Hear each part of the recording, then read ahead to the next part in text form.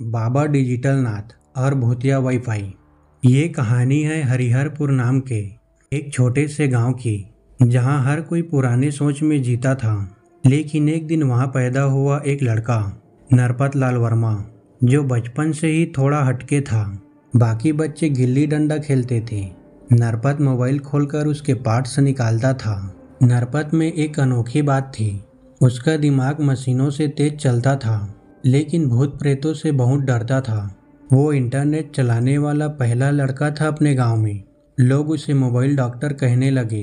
लेकिन एक रात उसके साथ ऐसा कुछ हुआ जिसने उसकी जिंदगी बदल दी।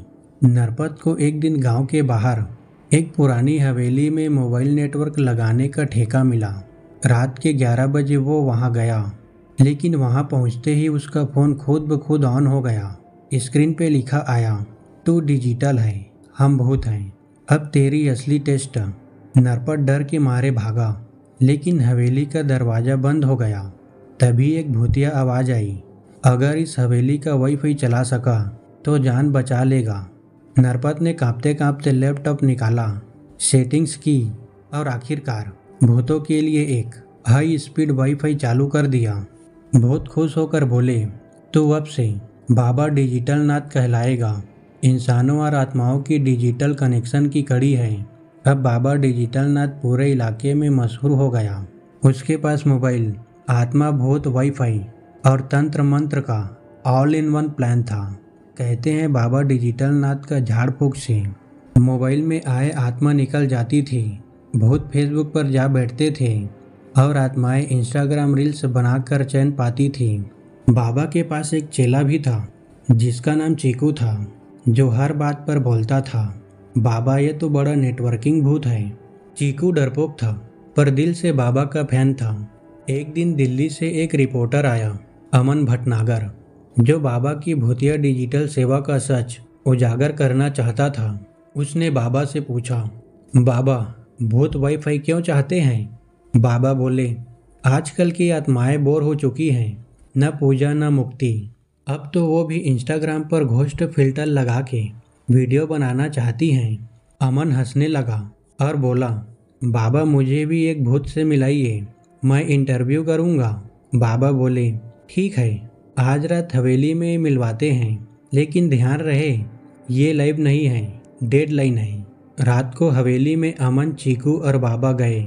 बाबा ने चिल्लाकर कहा, ओ आत्मा इंटरनेट प्रेमी, आजा सामने, तेरे फॉलोवर्स इंतजार में हैं। तभी सामने आया भूत टिकटॉक लाल, जिसका आत्मा टिकटॉक बैन होने के बाद हवेली में भटक रही थी। वो बोला, मेरे 2 लाख फॉलोवर्स थे, लेकिन अब सब भूल गए। क्या मैं इंस्टाग्राम पर रील्स बना सकता हूँ? बाबा बोले, क्यों नहीं, लो ये आईफोन 13 प्रो भूतिया एडिशन। भूत ने खुशी से रील बनाई और फिर गायब हो गया। अमन के हाथ पांव फूल गए, लेकिन तभी एक खतरनाक आत्मा नेटवर्क देवी प्रकट हुई और वो बोली, किसी ने मेरे डेटा से छेड़छाड़ की है। अब बाबा की असली परीक्षा थी। नेटवर्क देवी बोल रही थी तेज आवाज में, तूने आत्माओं को वाईफाई पर चढ़ा दिया, अब खुद ऑफलाइन हो जा। बाबा ने तुरंत भूतिया हॉटस्पॉट चालू किया और चिल्लाया, हे देवी, मैं तुम्हें 5G सेवा दूंगा, बिना बफरिंग के मोक्ष पाओगी। देवी थोड़ी नरम हुई। बाबा बोला, लेकिन एक शर्त है, मुझे इंटरव्यू रिकॉर्ड करने दो। देवी बोली, ठीक है, लेकिन इंटरनेट बंद होते ही तेरा अस्तित्व भी मिट जाएगा। बाबा ने हिम्मत दिखाते हुए इंटरव्यू रिकॉर्ड किया, इंस्टाग्राम पर पोस्ट किया।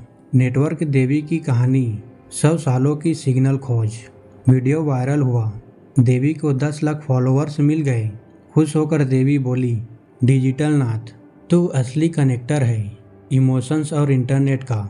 अब बाबा डिजिटल नाथ एक घोस्ट इन्फ्लुएंसर बन चुका है। आत्माएं उसे फॉलो करती हैं, इंसान उसे लाइव देखना चाहते हैं और चीकू उसका ब्लॉगर बन चुका है। रिपोर्टर अमन ने लिखा है, डर से ज़्यादा हंसी और नेटवर्क से ज़्यादा दिल का कनेक्शन, यही है डिजिटल नाथ। बाबा आज भी कहता है, जहाँ सिग्नल नहीं पहुँचता वहाँ मैं पहुँचता हूँ। कैसी लगी ये अतरंगी डरावनी कहानी? अगर पसंद आई हो तो मैं इसका अगला पार्ट भी बना सकता हूँ। डिजिटल नाथ और भूतों का मेला। बताइए अगला मिशन क्या होगा बाबा का। कमेंट।